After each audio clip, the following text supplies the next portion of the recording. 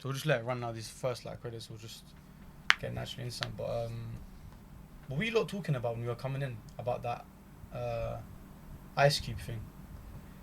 War of the Worlds. Yeah, what is that?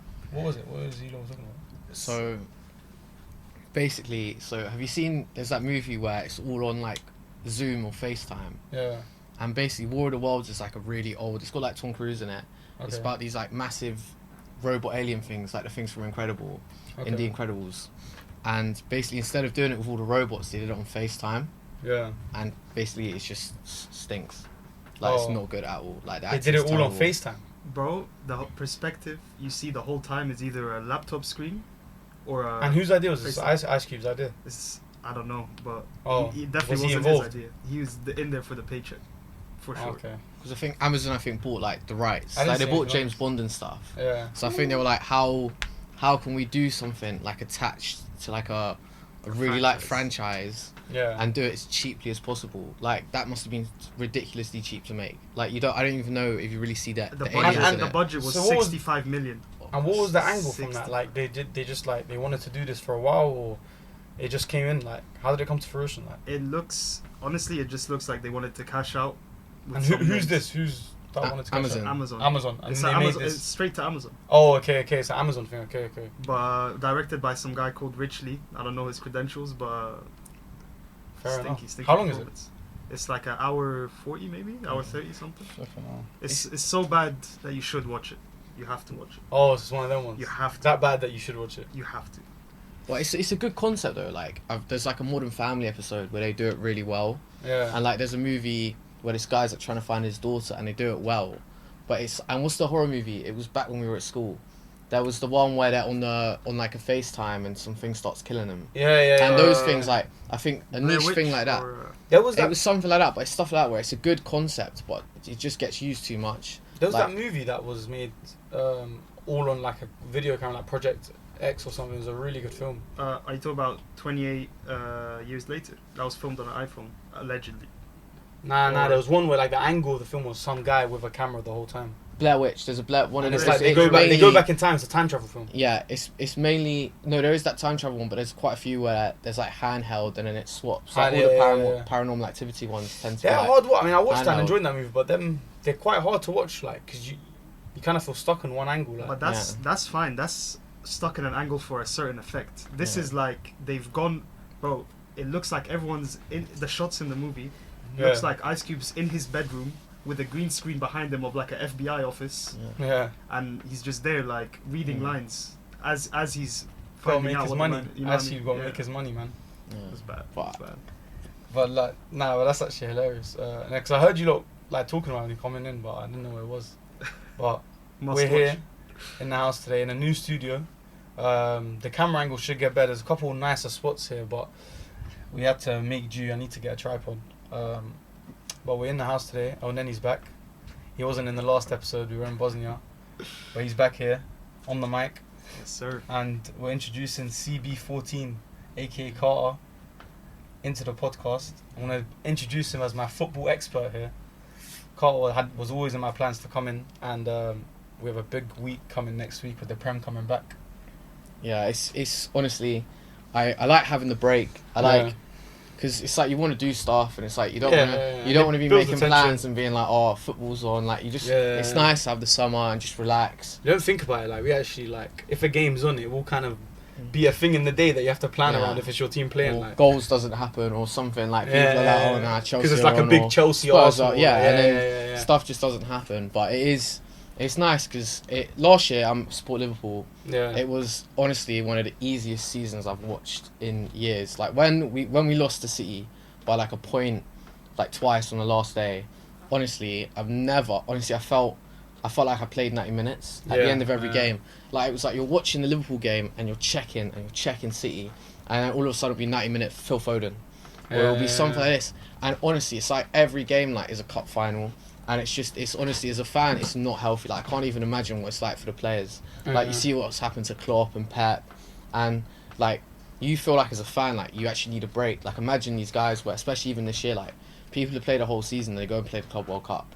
Like I think I said it, and I was like, they're actually robots now. Like, it's actually crazy. They have their schedule is so mad. I was looking like, obviously, everyone wanted to become a footballer when they were younger. I was saying, let's have a serious question. You're like, when you're a footballer right now, like, if you're a good one, you're not really having a lot of time in the year.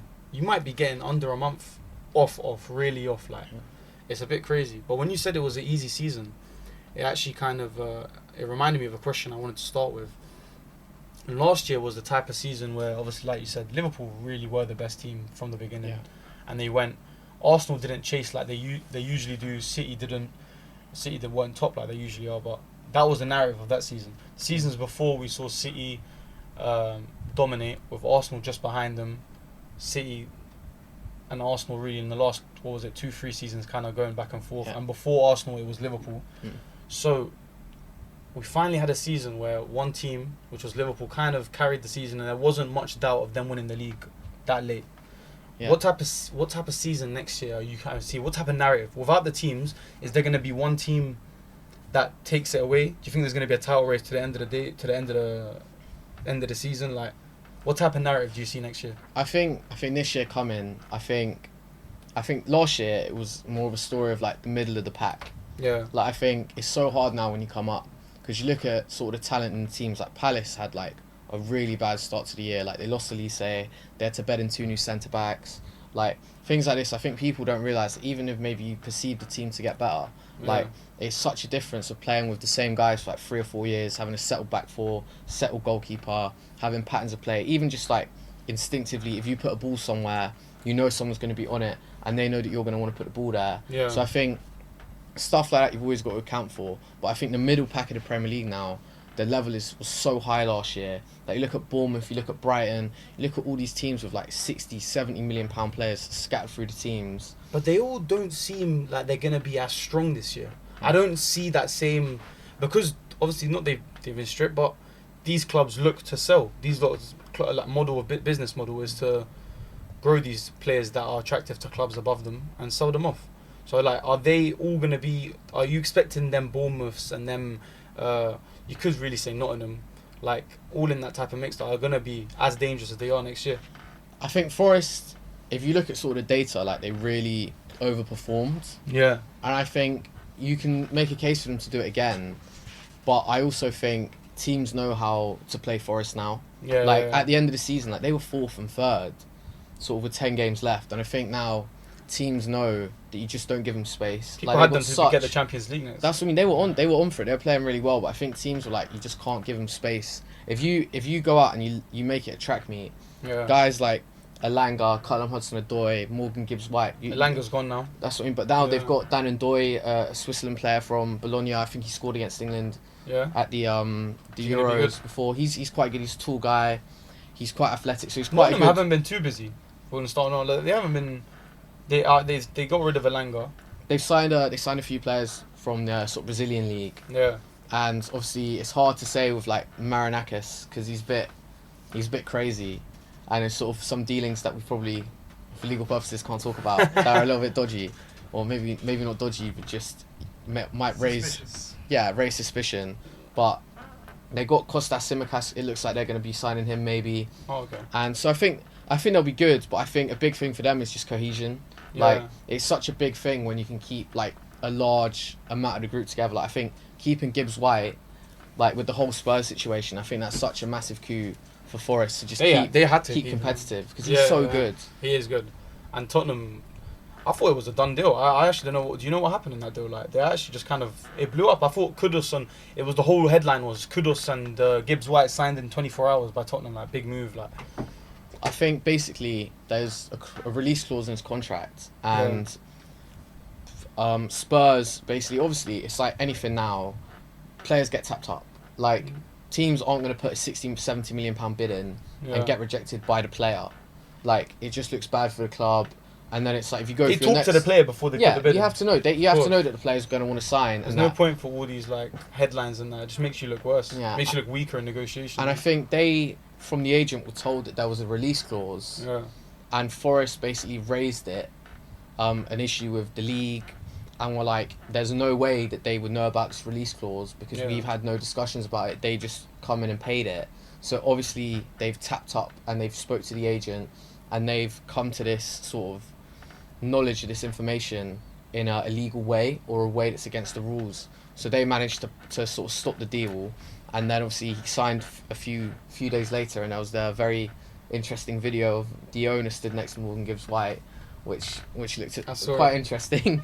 But that's what I mean. Sometimes he's just as an owner, he signed so many players. Like, you think they signed like 60 players in like the first 2 summers of being in the Premier League. He owns Olympiacos. They sign players all the time. Yeah. So he's just their whole thing's just a bit mad. But it was one of those ones where it's just such a weird, like, it doesn't really ever happen. Like, you never really see teams go into the league and saying a player's been tapped up. No, of course. But that's what I mean. Spurs really could have used Morgan Gibbs White. I mean, they signed Kudos, but Gibbs White could have did that role that they hoped Maddison would do for them. And Maddison's obviously done for the season now as well. What do you think about Spurs and going forward and the signings they've made? Obviously, their biggest one, I think, being Thomas Frank. Yeah, I'd agree. I think Frank's terrific. I'd go as far as saying I think he's probably like the 4th best manager in the league. I think what he's done at Brentford is so good. Like, one of the big things, and this is why I really like Frank, and it's to look at Klopp.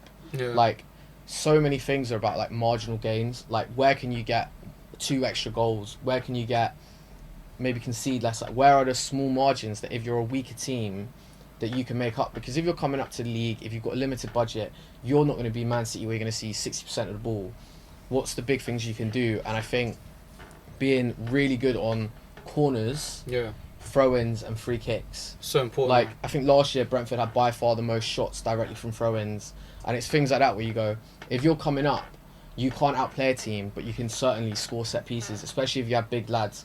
Like, so I think going forwards, I think Spurs will be really smart. Like, I think they'll be so much better on set pieces. Yeah. I think they'll get a lot more scrappy goals, like we saw today in the Super Cup. Really scrappy goal off a free kick, ball in the box, bounces around, and Frank style. And you got to make your own luck. Like, Yeah. if you don't put the ball in and you don't try things, you don't go for it, then you're never going to get those rebounds. And they went from a manager that was very stubborn in his way and believed in his way and stuck to that way no matter what the game was or what the situation was, to a manager who's actually really flexible when it comes to that type of stuff. I think they almost went the opposite way from Postecoglou, even though he won them a trophy. But do you think the sacking was? I think sometimes it's a bit like Rashford, where things just become untenable. Exactly. So the best thing to do is to move on, and it's clean break. And that's a real thing in football, where the Rashford's a really big thing in that, where like people are like, how are United not keeping Rashford? But like, it's gone beyond that now, innit? Like, where it's much harder to keep him. But more onto I agree with that. But I think more onto the Spurs point. I think about Ange. Is I don't know what you think of Van de Ven and Romero, but I think they're a really talented centre-back partnership. And for Spurs to be so bad defensively, I do think when you look at the players that they have, you really do have to look at the manager. Like, do you like Romero that much? I think Romero's really good. I think he's a good... He doesn't seem to always be... Like, not ability-wise, I'm saying I can't count on him, but this, like, he's obviously quite reckless. He has his like fair few injuries. How available is Romero most of the time? I think he's honestly, the red cards have kind of gone. Yeah. And I think though, I think when you watch the games, I do think a bit like how Granit Xhaka was. Yeah. He now gets very harsh decisions against him because it's Romero. So it's things like that where I think he gets a bit unfairly judged, like on the pitch. But he really has, like, the red cards are stopped. But I think Spurs will be super interesting. Like, you look at someone that we haven't actually seen that much of in the league, but someone who sort of first few games everyone was talking about, Savinho, Brazilian, like really skillful, everything. And it looks like Spurs are going to maybe be in for him and Eze, and I think that'd be two incredible signings. Oh my god, if they get Eberici Eze, that'll be better than Morgan Gibbs White. I think it's hard. I think I'm a big fan of Eze. Like, I can't explain to you, like, Eze, I love watching him. Yes, last year I saw both games of Brentford Palace, the home one and away one, and he glides with the ball. Like, I can't explain this guy. And he's 27 now, so I just want him to go and have a shot at that Champions League top stage, fighting for a title, top 4 champions. I want him to be in that mix because he's good enough.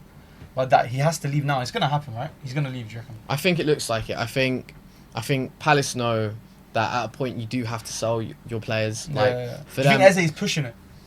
possibly, I think he wants to go, but I don't think he wants to go on bad terms or for a bad fee. Because I think you think for Palace, the markets they shop in, 70 million buys you 3 players. Yeah. And that drastically can improve the whole squad. And he will be a massive loss. But you look at, and he's nowhere near as good, but Elise left and they signed Ismail Assar.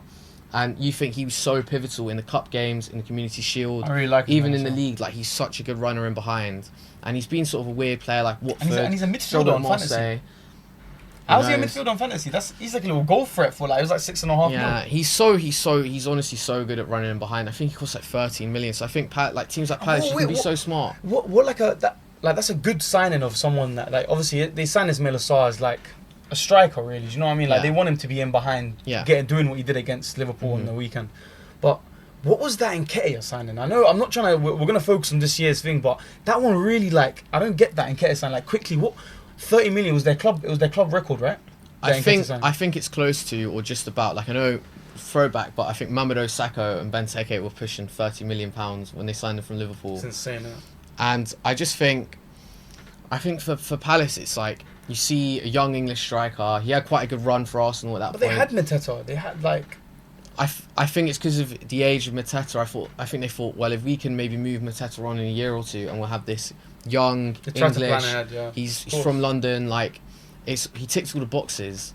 But you do look at some of the Arsenal guys that have left. Like, you look at Reece Nelson, just constantly injured when he goes on loan. Yeah. Smith Rowe move didn't really work out. Like, you think last summer everyone was talking about it. Like, it started off the season all right.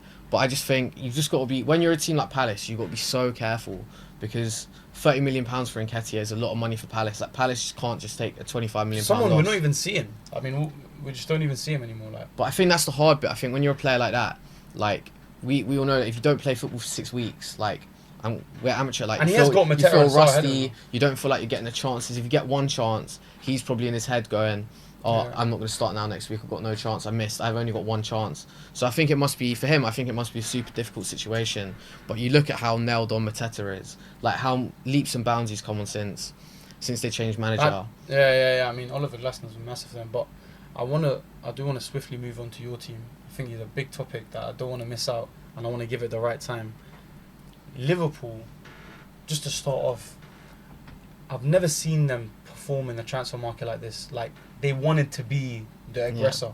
They've always been the, very planned, very disciplined, very cautious in their movements, and usually it worked out. You lot didn't really step wrong with a lot of signings. You couldn't bring up a lot of Liverpool signings where you went, oh, like, what happened to him? Obviously, everyone says the Nunes one right now, but that's a different topic.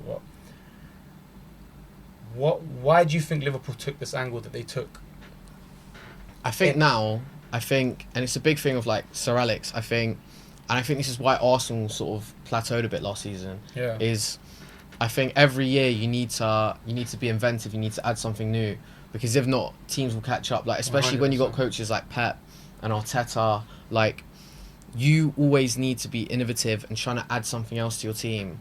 And people have got to remember, like, we had the summer we signed Soboslai and McAllister and Gravenberch, and we spent quite a lot of money, but we also had a lot of outgoings. And I think now I think our net spend's about £50 million at the moment. But obviously, if we sign Isaac, crazy. and we're signing, I think Leone has been, Fabrizio said, £35 million for Could the this 18-year-old. be one of the best transfer windows we've seen from a team ever? I think it is. I think like, this is insane. I think because when you look, I think Hugo Ekitike looks really promising. I said the only thing is he's a little bit slight. Like, I think in the Palace game, there were What do you times mean by where slight?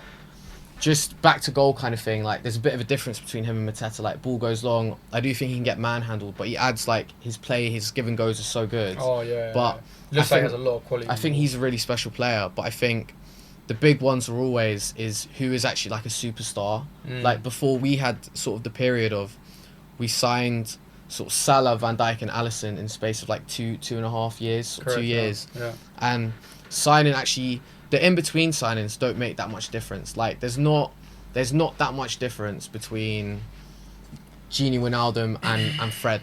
Honestly, hand on heart, like, Gini Wijnaldum's a terrific player, And Fred, I think, actually was a I bit love it. underrated. Gino Wijnaldum was a good player, man. No, he was really Everyone good, wanted him, yeah. but it's the middle ones. But then the big gap is when you look at guys You like... about output-wise, Fred and Gino Wijnaldum. Not output, just performance. Like, yeah, like what could they give you? There's not that much difference between those two, but the big difference is between guys like Salah, and then you look at other teams, you look at Man City, and you look at maybe like Doku or players like that, where you go, they're good players, but the real big difference makers are who are these almost Galactico type of level players. Yeah. Because you think City had De Bruyne, Haaland, Rodri, like 3 insanely good players, and having those guys are what make the difference. Like if you look at Arsenal now, you'd say it's Saka, Rice, and Gabriel, and only one of them's an attacker.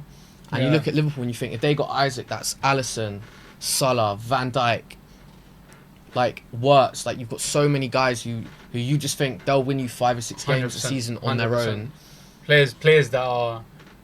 Players that just make something out of nothing when you need it. On them nights where like Arsenal were on that last stretch and needed to score a goal in the Champions League last year, like Saka that missed that big chance as well. Yeah. There's just players. Saka is a big player, don't get me wrong, but there's just there's difference makers. And I think the big one that I want to say that we have actually signed, I don't know if any of you guys watched the Community Shield, but I honestly thought Wirtz, like I think he's going to get one of these things where other people in his sort of position might have more goals, more assists, but I've honestly, for Liverpool, I've never seen a player move the ball through the lines. Maybe Thiago, but in a slightly different way. And so effortlessly. But he gets the ball, he drops, he comes and he just goes, and all of a sudden you've gone up the pitch 20 yards, and it's all with purpose. Like some players, they get the ball, they go into blind alleyways, or they put someone in a bad position. But constantly he's just speeding up the game, really and he takes you from defensive third to middle third to final third so quickly without having to go long, without the risk of losing the ball. And I think he's someone that people need to be watching every week, because if you don't watch him, you won't understand how good he is. And where's he gonna? Where do you see him playing? What areas do you see him mostly in for Liverpool? I think it is going to be sort of the 10. And I think that the only issue is that we're going to... If Szoboszlai is not playing, he's so massive off the ball. And I think that's the only risk. But I think when you look at the upside of Wirtz, I think he's going to play in the 10. And I think for someone like Salah, I think it's going to be really big, because you're just going to have someone that can just constantly find you 1-2s. Like before, we had a good cohesion, but you did feel at times like Salah was almost playing on his own a bit. Like Salah's relationship was more with like Trent and Szoboszlai than like the attack, because Núñez, the ball doesn't always stick. Jota was more on the end of stuff. Diaz, sometimes decision making wasn't great. Gakpo, I don't think involves himself enough in the game, but he really now has someone who's going to touch the ball 50, 60 times and just get him in there. You see it from a view where you lot had a lot to fix this year. Like, obviously you guys won the league, but like you said, it was quite easy. So you thought if it was going to be a competitive league next year, that team that you had this year wouldn't have been enough. I think so, and I also think it's just teams will find us out a bit.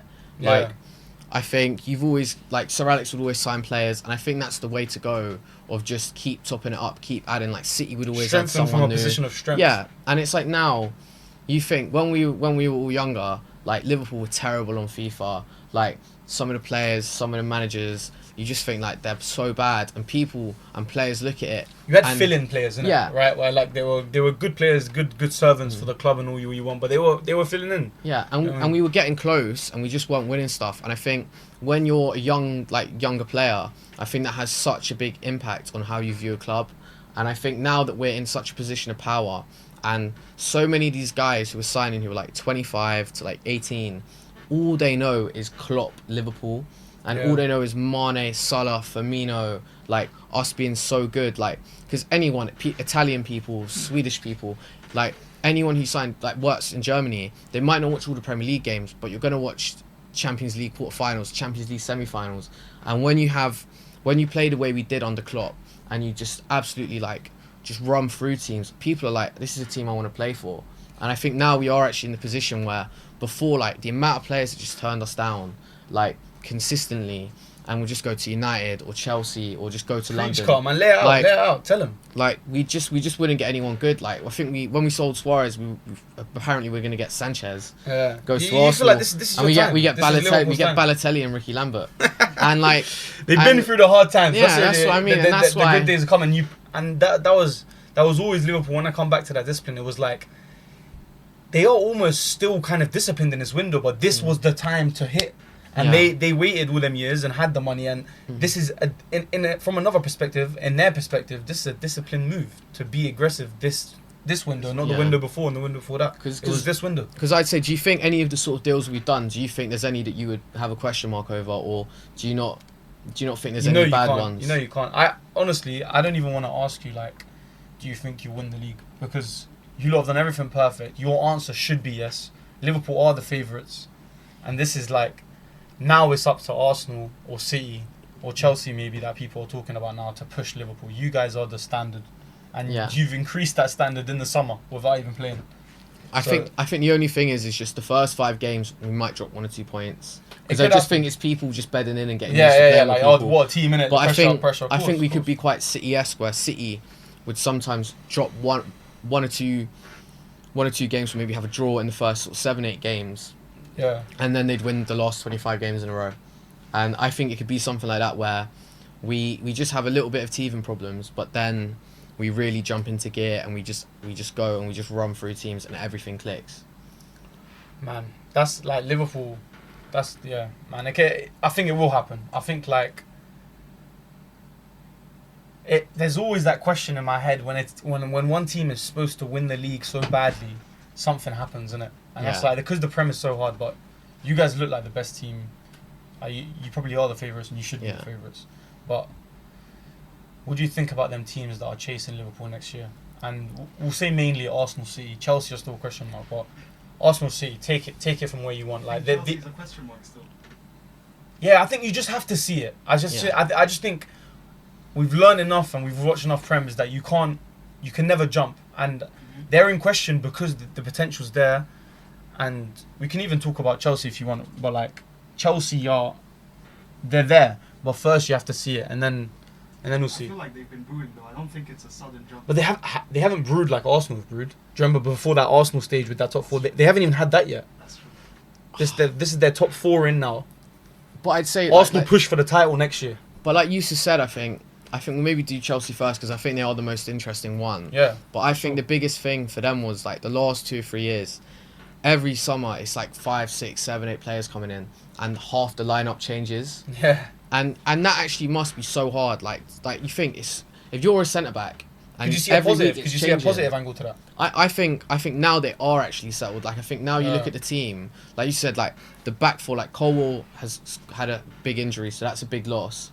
But so many of the players now have got so many reps of playing with each other. Like the midfield's more settled. Like apart from João Pedro, they can run out quite a similar team from last year, and they're only adding players. Like they're after one of your guys, Alejandro Garnacho, which should be a really interesting signing for Chelsea. Put that transfer through, make it happen. I'm so happy for both parties. Give us 50 million. Thank you very much. Garnacho, mas salama. But they're just adding. The thing is, I think Chelsea. Like I've always been really high on João Pedro. Like I think a big thing is like, can you impact the game even if you're not scoring? And really he always does, and I think he's such a smart player, and I think you can't, like, Nkunku hasn't worked out, and I think he's a really smart player, but sometimes genuinely you actually can't have enough smart players, like just people that constantly make the right pass, put the ball on the right foot, like it makes the game so much easier, and I think Palmer's been crying out for someone like that.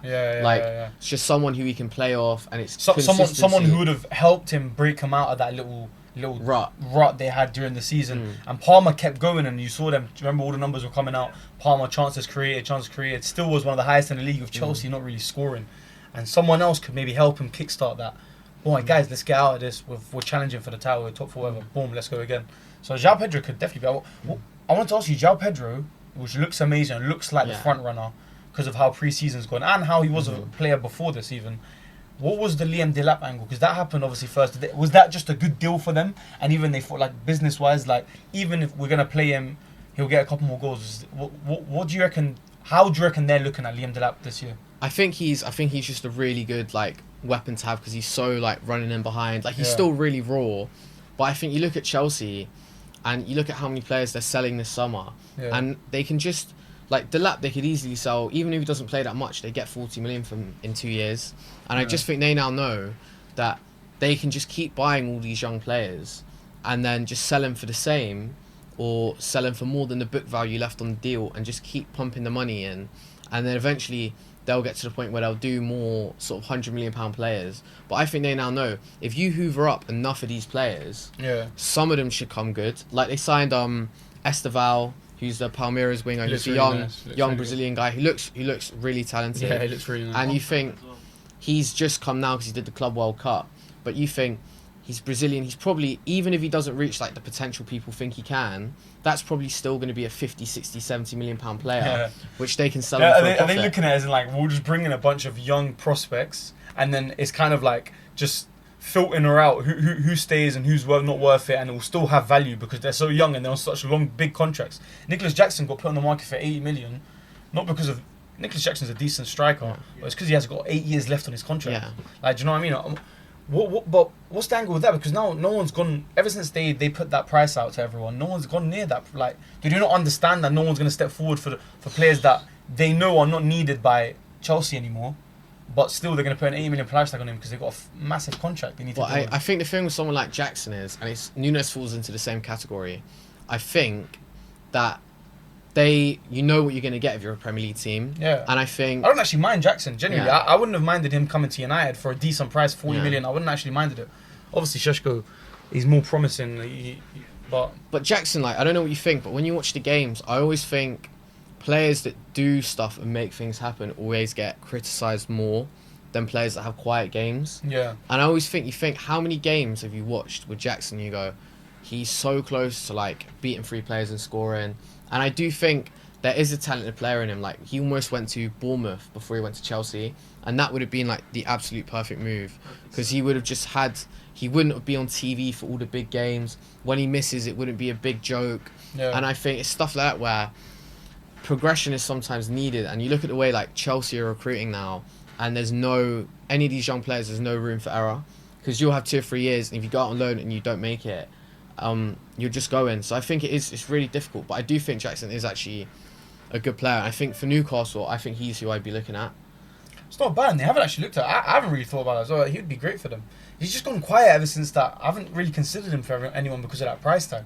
Right? I don't think anyone's going to pick up Nicholas Jackson. Newcastle have actually considered, right? I think so. I think he's on the list, but They've I think probably considered every striker. there's about 80. There's honestly probably about 80 players. Like, I think there was Strand Larson at Wolves was linked to. He scored like 14, 15. Like Whistle's one, but I think the big thing for Newcastle is you have to balance out the AFCON.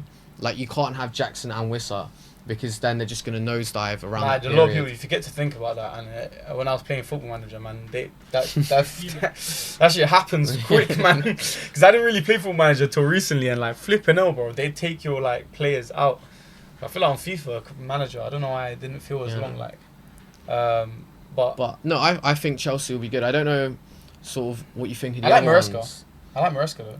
I do like him. I don't think he's maybe as good. He gets a lot of hate. Actually, I don't think he's as good as Frank, but I do think he's really good. But I think he's as good as Arteta because of the two. So out of the 2 disciples of Pep Guardiola, you think Arteta is the better manager?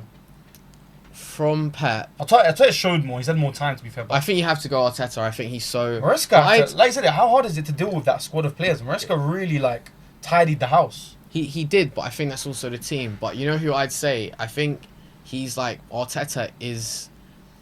He's Pep's son, but he's also Moyes' son. David Moyes. Yeah, he's Moyes. Yeah, you forget how long he played for Moyes for, and you think they are so Everton-esque. Like, they're such a David Moyes team, and that's not a bad thing. So defense, massive players, set pieces, like hard to play. You turn up and it's hard to play. And that's why people forget. People forget because of the Man United period. Like, I think we were in year 7 when Moyes, year 7, year 8, when Moyes come in as manager, and Sir Alex didn't leave the team in the best spot. Like, it was a lot of aging players, but you forget how close Moyes took Everton as far as he's ever going to take him. Got him sort of 7th, 8th. Like, they came above us. Yeah. And it's just, I think it's really hard. But I think Arteta, I think he's better. But I think it will be really interesting this year, because I think, for me, I think they need more of something in the middle. Yeah. As much as they need a striker, I think they're too reliant on Saka.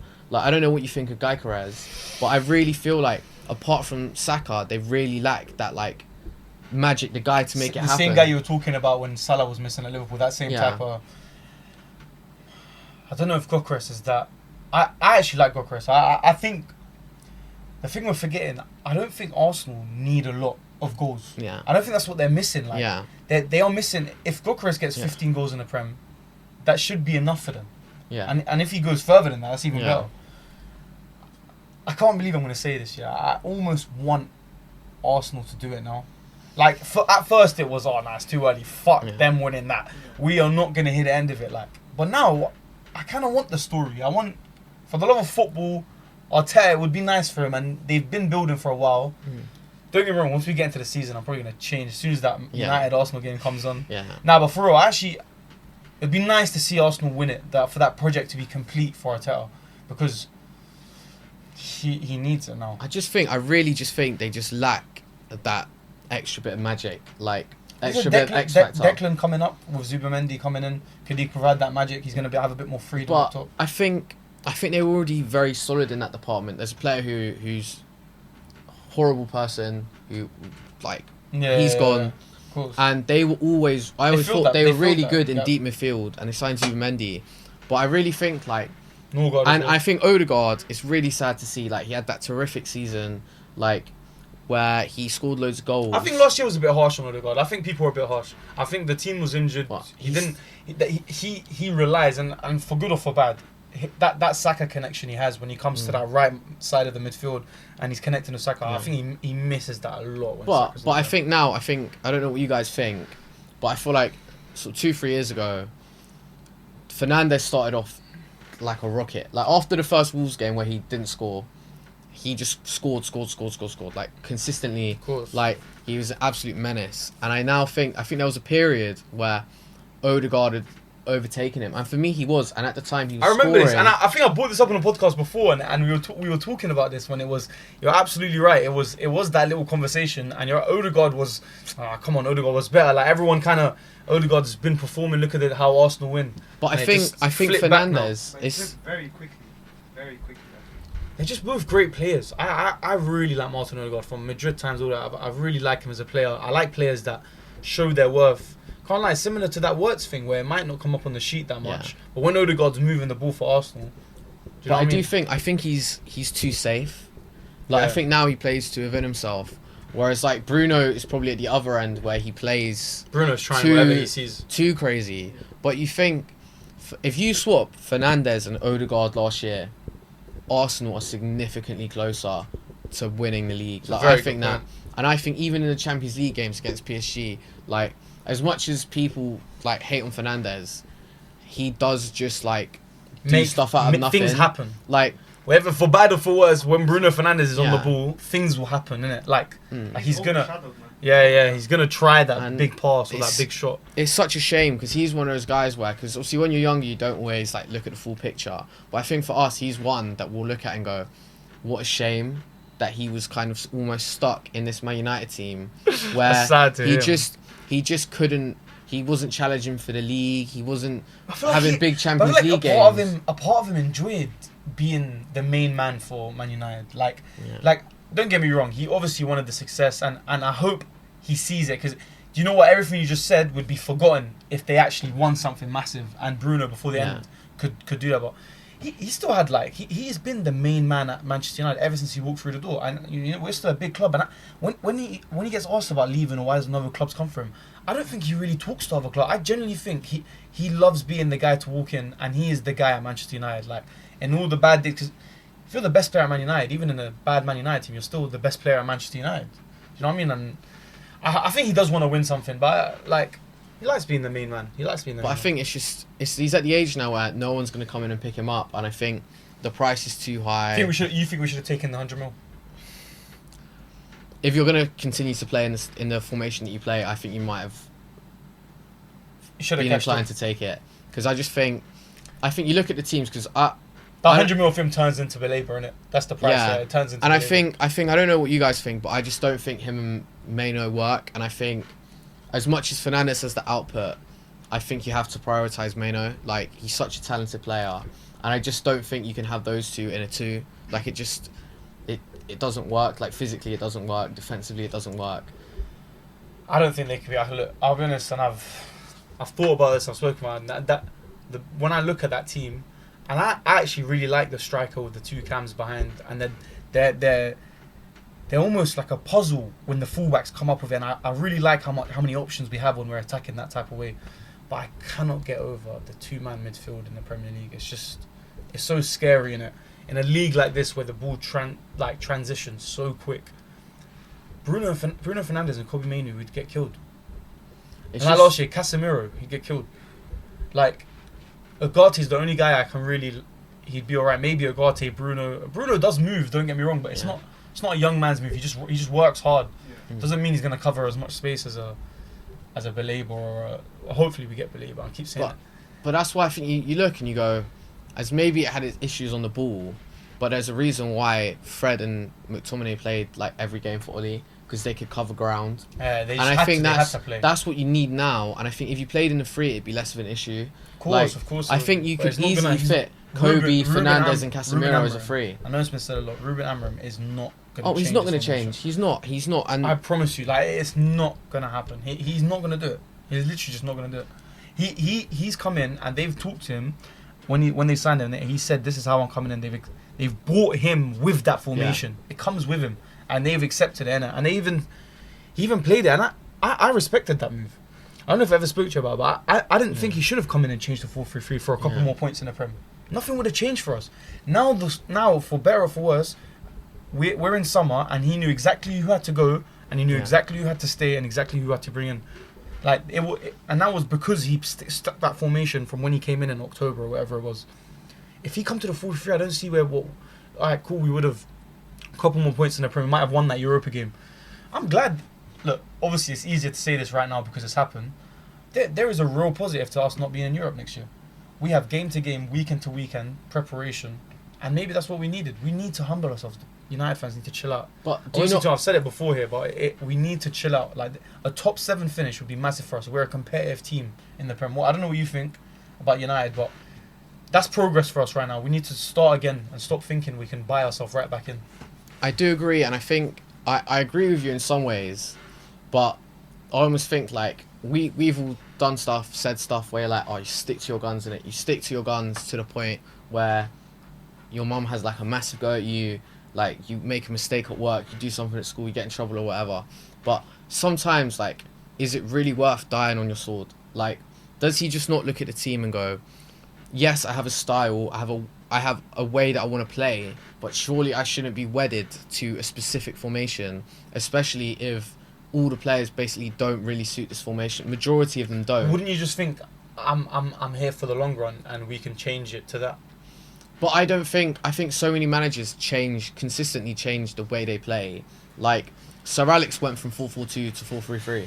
Like, and he changes again, and he changes his here, and he plays Rooney and Van Persie. And I think... Do you not see success in the formation he has now? I think if you have the absolute best players in every position, I think it works. But it needs to be that. I think it's that. that. Obviously, it's a Portuguese league, but he had some success in the Champions League. Like, why was it working there with them players at Sporting? I think the issue is that he had Ugarte, and before Ugarte he had Polina, and I think the issue is to find the guys that are good enough on the ball at this level that can also dominate a midfield is so difficult. Like, so many times. This is like Baleba's going to be like 80-90 million pounds. He can do both, but he's still raw, so he's still going to come in and make mistakes. And you think, like, for someone like that, you'd have to look at Declan Rice, Caicedo, Kante. The best in like, the world. There's not, and are you going to be able to sign them to play the system? Like, I almost think you're not wrong. You've got to look at Kobe and think, like, this is our guy. We've got to build a team around him. 3. And even now, I look and I go, why is Ahmad playing right wing back? Like, it might work, but like, he was like your best player for a period last season, and now you're playing him at wing back, and he's not the biggest, and he's going to have some bad games there, and it's not going to look good at times. But equally, I get it's going to look good when he scores and he assists. I'll be honest, and genuinely, I watched a bit of pre-season, and I saw Mbeumo and Ahmad linking up together on that right side, and it looked nice. It genuinely, there were some plays where it was really nice. But I have never liked the idea of a youngster like Amad Diallo. I remember when Amad Diallo first got announced or was first rumoured, Carr actually texted me straight away and said, "This is a serious signing you're making." I swear, I remember he said, "This is a serious guy." Yeah, and he went on loan, had that beautiful loan spell, come back, and he was actually a breath of fresh air because Bruno Fernandes wasn't great all season last year. At first, it was Ahmad. Yeah. It was literally all Ahmad. The City game was he was so Yeah, good. you cannot have a player that talented, that unpredictable, that exciting, and playing right wing back. I actually completely agree.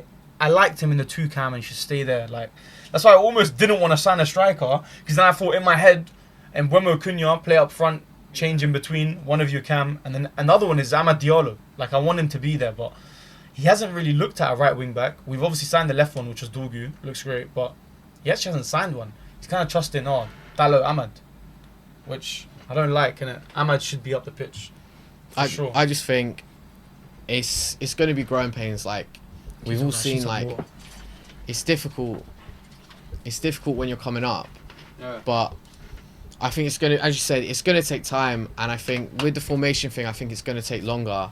And I think now at this point, United have to either make a decision of you have to die on your sword, or you have to look at someone else. Like, but I think it just needs to be a consistent building process. I think the recruitment needs to get smarter. I think Cunha and Mbeumo are good, but I still think you need midfielders. And give me a quick assessment of what you think, how you think our transfer window went so far. As in it ended today, we don't sign anyone else. Obviously, you hope Belabor happens, but I don't know if the money's there. I think they have to wait for like Garnacho deal maybe to fall. Like there's no way we're spending so much. You're gonna think this is really harsh. I'd say like 5 out of 10. Yeah, it hasn't been great. I just think like you signed 2 young strikers, and they get no service consistently. Part of that might be their players, Højlund and Xerxes. Oh, talking about Højlund. Like Yeah. Højlund. They would come on. But part of Højlund's thing is he's not great at getting his own shots. Yeah, but he doesn't get like consistent. Like, there's a reason why he's at like around 2 shots a game, and then Nunes for us the other season was almost at 7. And it's like if you score 1 in every 10 shots, and he's taking 2 shots a game, you're gonna have to play a lot of games to score a good amount of goals. Højlund's and done. I think you sign a raw player, and you don't give him the time, and now you go and sign another raw striker. Is he gonna get the time? I like Mbeumo, I like Cunha. Are they more than I would want to have paid? Yes.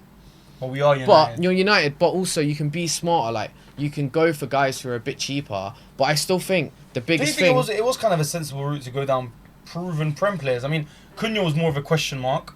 Fair enough. He had one good season at Wolves, but Mbeumo's been established. He's good, but you've got the 2 guys who had the biggest overperformance of XG in the league last season, who ran the hottest, and you've got another guy who scores genuinely.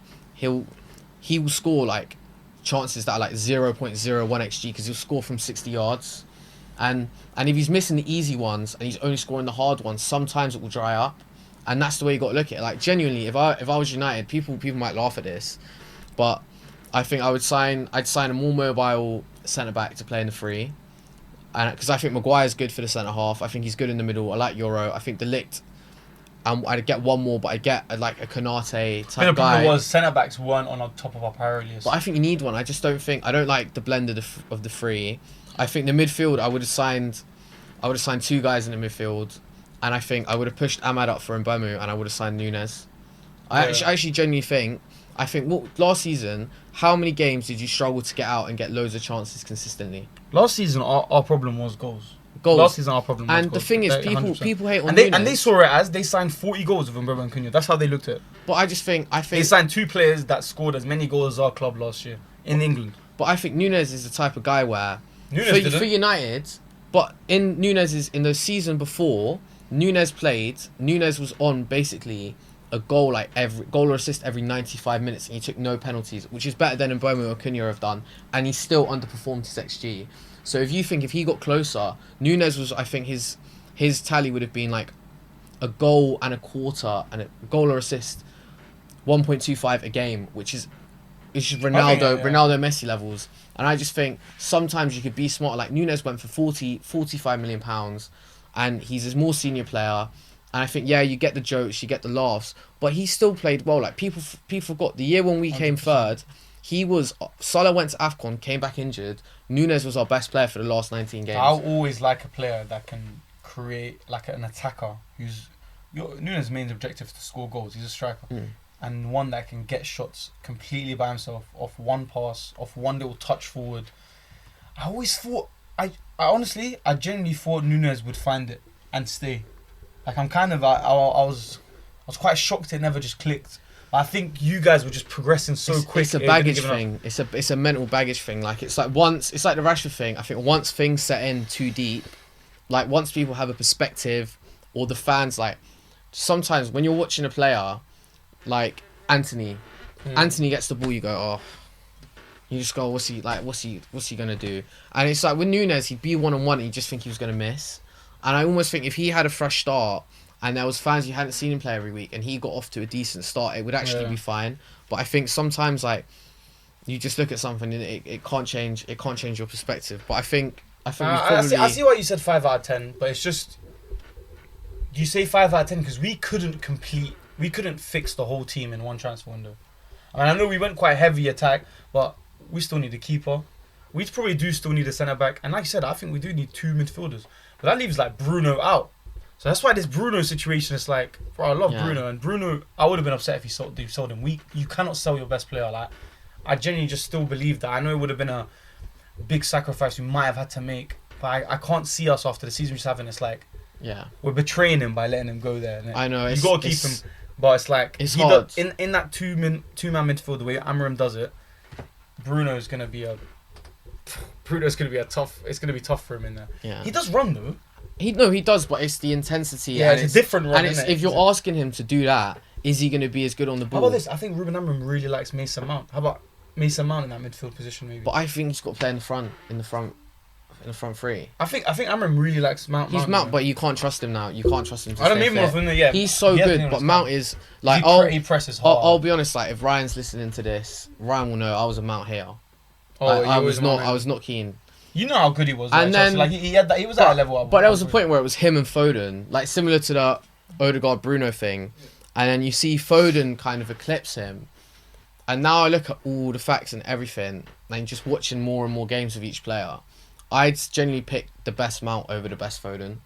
In my opinion, I think Mount is smart players. It's smart players that make smart decisions. It's smart players that make smart decisions. And he was such a pest. And for me, was the best Mount world class though? Yeah, because the best Foden is world class. The best Foden is there, like right there. In my opinion. You know what my measuring stick is for this year is we Liverpool were a top team and we always struggled against Real Madrid. Yeah. Do you want to know who gave it to Madrid every single game? Mason Mount. When they played him, he'd actually be one of the best players on the pitch consistently. And this was a top Madrid team, top players. Cruz, Modric, that young Mount loved the occasion. Mount was so good in those games. I think England is hard because you're fitting all these guys in. How does it fit? People are stepping on each other's toes. You see a resurrection for him at United? If he stays fit, yeah. Fit. But I think it's just about the fitness. I think his body's People tell me done. he's been shit. How could he be shit at United? He hasn't played. He has not played. I swear, it's been this but he's little, played, he's played consistently since he was 17, 18. So I think sometimes when you got 8, 9 years under your belt, playing so intensely the way he plays. Bukayo Saka's running into that wall right now. It's good that that's they got Madueke. I think people are like, oh, how could you sign Nani Madueke? Like a pure right winger, to be honest with you, and you're spending 50 million when that's probably your best position. But I think that's the way they looked at it. Like, bro, Saka is getting a lot. We have to invest in keeping Saka. That Madueke signing was investing in keeping Saka fit. Yeah. Do you know what I mean? He gets lumps kicked out of him every single game. And I think that's the biggest thing. One of them definitely. But you look at the way like he gets played against, and that's why for guys like Salah and stuff who consistently do it for so long, like you actually have to go like, this is unbelievable. But I do think now, whilst we still got time, we need to speak about Pep Guardiola and Man City. I was about to say the other side of Manchester. Yeah, the other side of Manchester is going to be a really interesting. What do you think? Because you obviously watched both of the Man United Lyon games, and you got a real look at Ryan Cherky. He's probably one of the most anticipated players this summer. Shall I be honest with you? Ryan Cherky, like Lyon. I'll start with Lyon. Weren't a great team. Lyon were actually this is how bad we are, innit? Lyon weren't great, and their spark up front seemed to be this Cherky guy in them little pockets. Yeah. And he actually just got one chance at Old Trafford and just finished it and nearly killed our whole dreams. But look, he looks like one of them. You know, we know about the techie French Algerian Yeah. type come in the north side. Bro, these guys, Adel Tarat, Hatem Ben Arfa, all these. Yeah. He seems like one of these guys, but with way more class. Yeah, 'cause Yeah. they're not missed out that part of class because they were just like He, street. he likes to footballers, innit? pass. He passes it Yeah, really yeah, well, and like he's 2-footed. yeah, like Cherky's doing the beautiful stuff, and then he's making the best decision at the end of it as well. So Cherky's a massive signing for them. Do you think he has the mentality that people like Tarat and stuff than him? Yeah. I mean, that's what I meant with the whole class thing. That he wants to be at the top, and he doesn't. I mean, I don't really know. I haven't seen much. I don't know if there's an attitude problem, but your attitude problem, it flies out the window when you walk into a room with Pep in it because you're just not gonna. Yeah. So, I always have hope with City that Foden will just come back. What happened to Foden last year, Carl? I don't. There's no way. I love this player, and I'm a United fan, and Phil Foden is one of my favourite players in the league.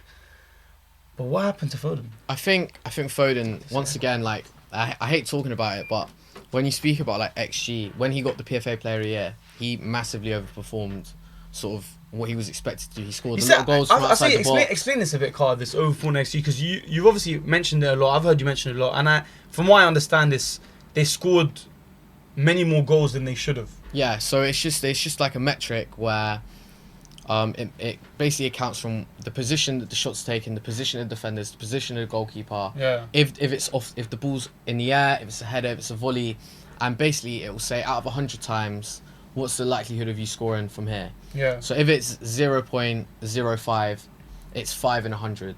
So if you do that, it's just because we all know when people score screamers and stuff. So Omar Mamouche's goal towards the end of the season would have been 0.02. Yeah, it would have because been 2 out of 100 shots go flying in. like that. But it's like, Unless you're Omar and you've got to take them. And Foden is a player that you let take a lot of shots because he can do that. Yeah. But sometimes players do run like if you score 10 goals from outside of the box, and you've scored 20 goals, you're more likely to end up closer to 10 next. If you did it again, if you played that season 100 times, you're more likely to be closer to 10 than you are 20. Okay, I think it completely makes sense, and that metric makes sense, but it can't be everything, right? it's not everything, but it's like for basketball. If you play in the NBA Finals in the first 3 games, someone scores 30 threes. They take 30 threes and they score 30. Yeah. If you do that again, they're way more likely to be closer to 12 or 14. If you replayed the series 100 times. Yeah.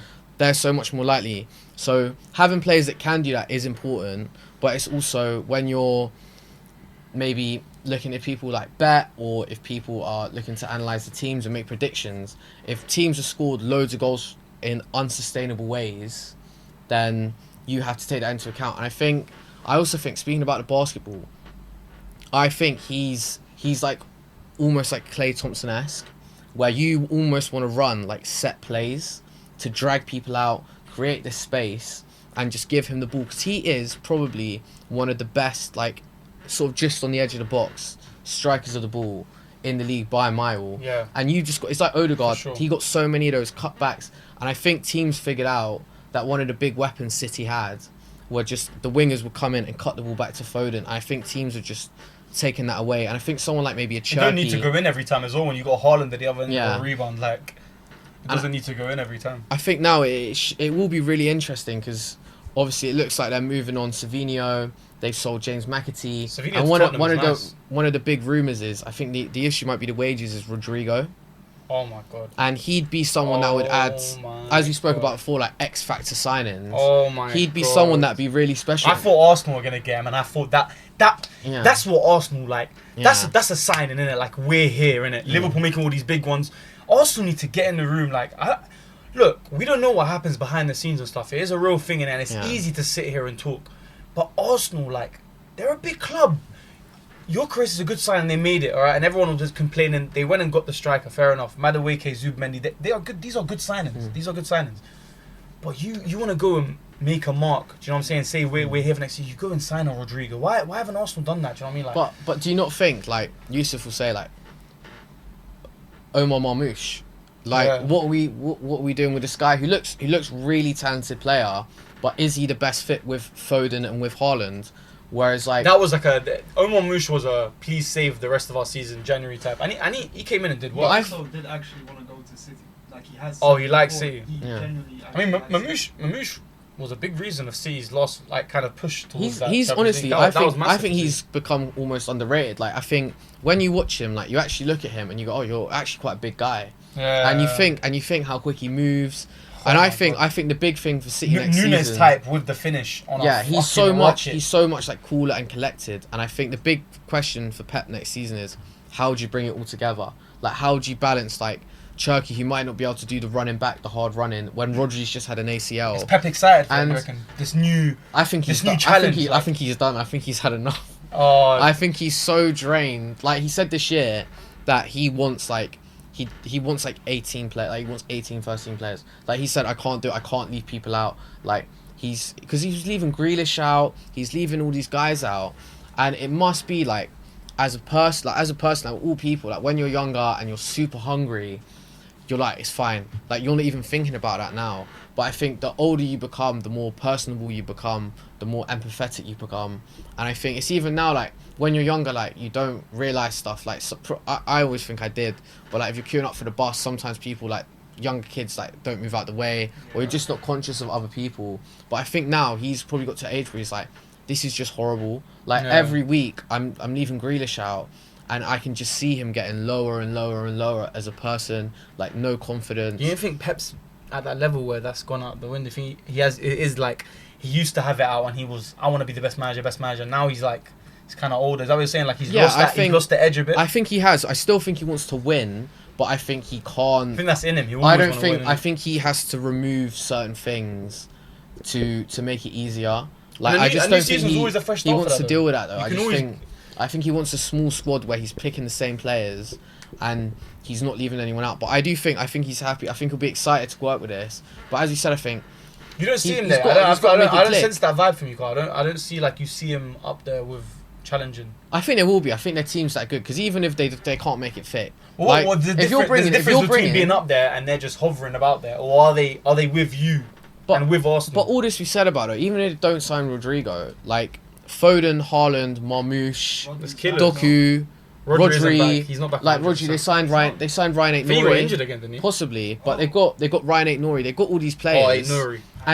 and you think like, even then, even if they're not playing that well, they've got guys like Omar Marmouche can just, you said that goal he scores. They've just got players that will pull Scored rabbits a out of couple hats. like that, and it was only a couple games. And you think for him now, even now, I expect him to go up another level because he's had 6 months. You're going to have a pre-season. They're going to have a more They've got to be settled dangerous. style. I can't sit here and say City have got to be dangerous. They're going to be dangerous. I honestly, depending on how fit Rodri goes, like you said earlier, I think Chelsea might move above City. I think they might come third. This is what I meant by the vibe, because I didn't feel like we know City are going to be good, but Yeah. I'm talking about, are they going to just bounce back to who they were? You think that's gone I think now? that's gone. I think now. Do you remember times when we thought, when was City just not going to be number one in it, like the best? Yeah, but when you look at that, you think City had like the 16. They had like 16 elite players in the team. Like The you bench think was world class. you I remember think we now. said that the bench was. You think now, Mahrez was what? Mahrez was probably like a top 7, 8. Like, obviously, sometimes he was one of the best players.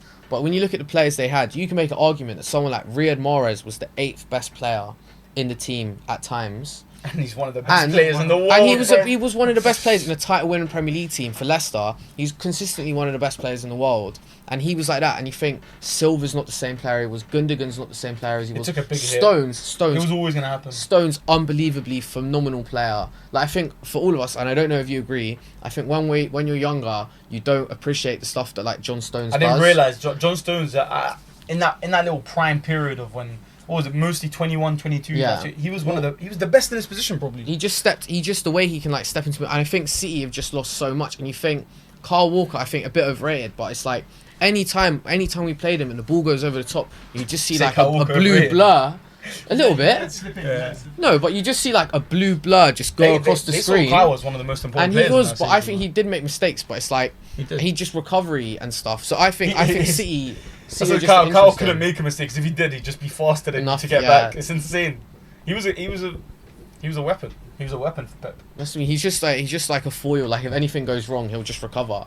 But I think they'll be interesting. But it's just so I want to touch hard. quickly on Newcastle, because I think it's been like I want to laugh at the minute because I like this. I'm going to be honest. I like this. I like that I support a team that can come 15th and attract more players than a team like Newcastle who's got Champions League.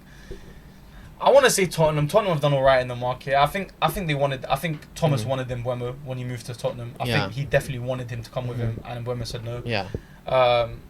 Obviously, I think Newcastle really wanted Šeško, especially after they heard Isaac was going. I think they don't want to let Isaac go until they signed a striker, and we took Šeško off them. That these are teams that are in the Champions League. Yeah. And we are taking. It's just. I got like. What is it with Newcastle? That's what I want to ask you. Like, what is it with Newcastle that's not attractive players? They seem like they have a nice project there with a good English manager. Like, it's an attractive team to go to. Should be, no? I think it's what I was alluding to before with Liverpool, where it's like when you've just been bad for so long, I think it is really hard. And I think when you have, and this is a slight on Eddie Howe. Eddie Howe's not Carlo Ancelotti. He's not Jurgen Klopp. He's not someone who's got a massive like. If we grew up in Florence, right, us three, and you don't know Yusuf was like, oh, Newcastle after me, like I want to play like Eddie Howe, or if you have another team, and you're like Villa, Unai Emery, we'd all be like, you've got to go play for Emery, like you've got to play. And for imagine you come in and you say, Manchester United want me. Oh, like it's true, but they don't know who came 15th and who came. Do you know what I mean? They hear Manchester United, like wow, like like I think the coach. So true, them little things like the coach and like the name of the coach and like the size of the team. I just think players when there's the other option, like they'll go, and I just think the Newcastle project's kind of stalled, and I think like Alanga's good. I think it's a bit pricey, but they had to make a move. They had to. I have a question though, and I don't know as much as you guys, but don't Newcastle have more restrictions than other clubs in terms of what they can spend, or is that not the case? Not necessarily. It's basically down to the revenue you generate. Then affects the amount you can spend. Like so, your revenue you generate and your outgoing costs, so like wages, like staff, like United doing the stadium. United, obviously, we just have a lot of commercial juggernaut, United. like because of shirts and that's why we can we surprise people spending. Chelsea sold their women's team, and they sold their hotels, or something, and they found a way to raise money that was available to use. Newcastle have the richest owners in England, and don't have access to the money because they need to go up, and the issue is because they've spent big on players. Like they spent £70 million on Tonali. And then had to end up selling Elliot Anderson and Yakuba Minte, who are both like 21, 22, who had really good seasons for Brighton and Forest. And the issue is now is like they're signing players for like 30, 40, 50, 70 million pounds. You can't operate that way. Like Brighton can sign players for a decent amount of money now because they buy like Caicedo costs like £4 million. And like they go and get these guys. Baleba, I think Baleba actually costs like 30 million. But they go round. How do Brighton do this? They go round, but they have scouts. Like they actually sat their scouting network and now purely have their data thing. So because I think Tony Bloom and Matthew Benham, who own Brentford, basically both had gambling companies where they analyze and they create better odds than the bookies. So they have these like incredible databases where they can look and find value in players that other people can't find. So they'll have it, and they sign players from Poland. They sign players from all over, like leagues you wouldn't even know. Like Matoma was signed from the Japanese league, signed to Brighton, and went to the sister club in Belgium and played there. And they can do this because they have the infrastructure in place. Whereas Newcastle now, like Howe fell out with the sporting director, so every player they're linked to is like either everyone knows him or it's a Premier League player. Whereas they could be going and shopping for 25, 15 million pounds, get just as good players, but now because their cost, because you basically amortize the contracts, over like 5 years. So if you sign Cunha, I know you paid the clause in full, but let's just say bought 50 million pounds, 5-year contract. On your books, it comes out at 10 million pounds a year. Of course. So you forget that a lot. So you can put that in. So you always have the outstanding book value. It's always an installment. But I think you go through loans and stuff, but that's how it's normally done on the contract. So Newcastle still have all these players they've signed the last 5 years who are all still still 10, 20, 15 million pounds a year. Too big than us. And now they have to sell players like each summer to equal out what they've like what they're paying out already. Yeah, I So think then they have the headroom to spend, but that's why they're stuck now. Yeah, it's so tough. They came when their owners first came in. They had a massive like sign-ins. Yeah. United, I think Ratcliffe said that when the window opens, before they even do anything, they have a 40 million pound check to pay, and that's from players Anthony, Casemiro, like Sancho, all of them. They're still paying them off, Yeah, and it's it's just insane. they just don't have the headroom. When you first make the deal, these installments, like wow, we're getting a top player that's worth 89 million. We're only paying 20 million right now. This is brilliant. Yeah. When you're in the mud and it's tumbled on you and your situation's got worse and worse, these things are gonna come like a slap in the face. Like you're still paying for Casemiro. You're probably still paying like 15 million pounds. Like you honestly, Casemiro was still paid off now. Anthony, like they were still paying for them. He said it. We spent 40 M's before we even entered it. So that's why sometimes I think, as much as signing Cunha and Mbeumo is like, yeah, they're good players, you've got to remember that this is down the road going to hurt you. And Newcastle are at the period where you can't sell Isaac, but you have to sell Isaac. Like, it's too much money to go back into the team. Isaac with Wissa. Yeah. It's like, it's going to be a big downfall. Yeah. No, yeah, that's not... I actually like Wissa, but like, flipping out, like... It's like as good as people say. You like... I think he is. I just think it's fitness. Because it's gone from he's a great striker to he's a world-class striker to he's the best striker in the world. I'm not ready to say he's the best striker in the world. I'm taking Harry Kane. I just think Kane just can't run. Yeah, and I think we've all seen like when the best Man United teams play or played, and you see like the pace, like you see like Rooney, Tevez, Ronaldo. When you see us being dominant in the Champions League, getting to finals, you see Real Madrid in that period. It's because they have players that are just insanely quick running in behind. Because in big games, in Champions League finals, the ball's always going to be like kind of split. Like, unless you're playing like prime Barcelona, the ball's always going to be split. And your chances is the ball's in behind and the counter-attacks. Because that's when you're going to get one-on-ones. And you're going to get those chances. And players like Isak, Ronaldo, Salah, these guys who run in behind with such speed and can score consistently are so valuable on the biggest stage. So I think it's hard. I think it has come about very quickly, but I also think it's like Kane's really old, Lewandowski's really old. Like, we're in a weird space where there's like lots of guys on the cusp. Like, you look at Gyökeres, this season, if he scores 25 goals, people will go, well, he's actually been great for 4 years. He's just playing in a different league. Yeah. Whereas like this, just everyone's on the cusp. Like Marmoush, all of a sudden, if all these guys here, like João Pedro, Ekitike, Marmoush has been here. But like properly, like Marmoush. He was competing with Harry Kane. No, but you know what I mean. If he hits 20 league goals, he hit 20 league goals this season, and you have all these guys, all these strikers that have signed. Harry Kane, though? In the first half of the season, yeah. I thought Harry just went crazy. I didn't know. No, Marmoush was like top on like the goals. Like he was like, he was like just absolutely destroying. Like him and Ekitike are really good. So he would have been picked up by a Prem club this summer if it weren't swooped up by January. Anyway, before that. I mean, I saw the Bundesliga top 10 scorers in the last, and it was literally like Ekitike and Šeško come to the Prem. Harry Kane obviously wasn't a Prem, came, and then it was like Omar Marmoush, and they all just got swooped up into the Prem, like. Yeah, but that's like the harsh reality now. Like, you look, I said it earlier. There's Fabrizio today. Honestly, never seen him play. This guy Giovanni Leone, Parma, 18 years old, like Italy, like youth international captain, plays games, and it was like all the big Italian teams like Inter, AC, Juventus, all linked to him. And they're all like, £30 million for a guy who's played 33 first-team games. I think 13 were in Serie B and Serie C, and 17 were in Serie A. They go, this is like too much, and we just come in and go £35 million. Like, these other teams, they can't compete. Like, we're living in the Super League.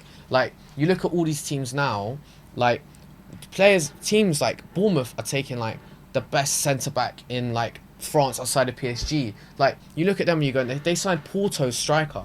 Like, I saw a thing. Too much power. I saw a thing that Carter said that like Prem clubs are almost like the biggest Prem clubs are almost allowing. I don't know where I read this. I think it was like an article, but they're almost allowing them smaller clubs, Bournemouths, the Everton's, the thing, to buy these players that have prospect. Yeah. Let them see how they do in the Prem. And they test. And then and then you can come in and like you might be paying more, but you're kind of guaranteed that they've obviously you've seen it in the Prem. Yeah. Like, it's insane. You have to pay the premium now, but it's just so difficult. They're ready to pay the premium if there's no question. But the weirdest point to that is, who would you say are the two biggest English players right now? Harry Kane still will be one. And Cole Palmer. You wouldn't say who I'm thinking who plays for Real Madrid. Bellingham. Yeah. Would you not say? Oh, because of Real Madrid, to be fair. I was thinking more. But then you Cole think Palmer is massive. no, right he now. is massive. But you think like Bellingham Bellingham is now like Mr. England. Like after that last tournament, you're not wrong. Like, I forgot about and Jude. you think we're the Super League, and Jude Bellingham and Harry Kane aren't playing in England. Like that's the only slight we have is Two that biggest like English players still went out. Still went out, but I think Kane Jude's was one. trapped. I'll give it. Jude's one. It is Madrid, and he went out. He would pick Madrid over England. Yeah. I think Harry, you could kind of say like he probably wanted to stay in England, but he wanted to leave. He couldn't get a move. Yeah, and Daniel Levy said, if we sell you, you're not going to another English Yeah. club. We are not playing against you ever. Yeah. That was his only way out to go to Bayern. I think he wouldn't want to stay, but nah, you're right. Jude Bellingham went to Madrid. I mean, And Trent, it's one worked of the out. other biggest players, was just at the team who won the Premier League. Yeah. Was at the top of the world, and he went to Madrid as well. Bright lights, man. Bright lights. Madrid. You like that move, by the way, innit? We spoke about. Well, you like that move. For him, you understand, fam. I understand it. Like you didn't get salty and hate, did you? Like, I was hating, but like it's just like I can understand like once you've won like all the stuff, like yeah, he's done it now. He's done but it. now It's not I'd one say Prem, it's two now Prems in now I'd Champions say League, though if we sign in Isaac and Wirtz, I don't understand it because we're much better than Madrid maybe now because Madrid have no balance, but I think it's You know hard. what? It's hard Man, I because wanted that lad. for your He's brand. right though. If Isak comes in and you just had that transfer, And Wirtz, window, Isak- you've left, Isak you've and left the Wirtz. biggest club in the market. You have. In the market, you've left the Madrid are the biggest club, What? but Liverpool were the biggest club in the market this year. But it's like it's brand and everything. Like you can genuinely have a bad year for Real Madrid and you're gonna be 87 rated on FIFA, and you're gonna get all At these the end brand of the day, deals. like the You're little gonna thing be you held were in saying. such an esteem yeah, that like you think like I'm not old enough in it. Like none of us are old enough. But is Carvajal gonna be a better player than Danny? Is Carvajal a better player than Gary Neville? Like from what they say, like I don't think Carvajal does anything like outrageously special. I just think he's a very good player. Yeah, good role. But role he's forward. now getting held up recently as this He's guy good. who's no, he's very good. He's But good. is he Alves? Is he? I'm even gonna say Nah, Trent. Like he's not as but he talented as these guys. He isn't in that thing. He's right. But below. no, but right now they he's a still good say player. he's one of the top ones because he's done it and been there for so long. So even just being associated, I think makes a massive difference. Nah, it's gonna. The market's changed. To wrap it up, the market has changed. We talk a lot about this transfer market, this summer one, the long transfer market. That things, look, more things are just happening now, innit? And I don't know. I feel like teams are seeing themselves in a position where they'll rather make a move and make a mistake than not make the move and regret it. So like, do you see this trajectory carrying on? Like the market getting, like, I want to say more sky. Like, do you know what I mean? Like, do you see the market just becoming more unpredictable? Like, I think so. I think now because there's so much money, like especially in the Premier League, and there's so much like investment from different like and nation Saudi's states, like a little investment monopoly bank, firms. just sitting Yeah, there, and kind of now- helping. Like, And now, yeah, you've got it's become Saudi. a more assisted. You've got Saudi to just take players Yeah. that like no one else is going to buy for that amount of money. But I just think now, I think the transfers that you don't make are just as important as transfers that you do make. But I think now, there's so much pressure on people who are in charge of football clubs, managers. Where I think now, I do agree with you. I think the clubs that are smart, Brighton and stuff, and Liverpool and all those teams will be fine. But it's the teams where like Newcastle and other teams are going to make very expensive mistakes, Yeah. and they're going to have to deal with that, and that will have a long-term impact. Whoa, that was a very informational episode. Yeah, and like, Lord, we had a heavy episode. Now I like that because, and we'll get Carter on a lot because the Prem is just getting bigger and bigger. It is the biggest league, and it showed it in this transfer market, heavy with Liverpool, with United still being giants. But it's going to be an interesting season, and we'll see what happens. But that's episode 4 OdPod. OdPod 4. Banging. How long was that? 1 hour 18 at 19. Yes, Carl.